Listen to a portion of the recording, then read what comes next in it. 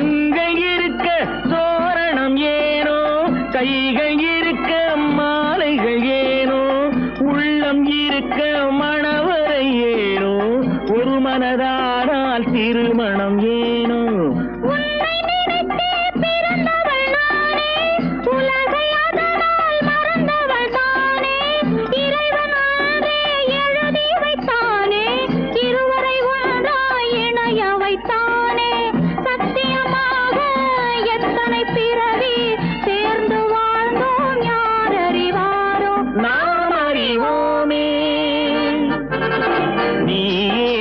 எனக்கு மணவாட்டி, என்னை மாலையிட்டு கைப்பிடிக்கும் தீமாட்டி, நானே தான் உனக்கு விழிகாட்டி, என்ப நாடகத்தில் ஆட்டி வைக்கும் வழிகாட்டி.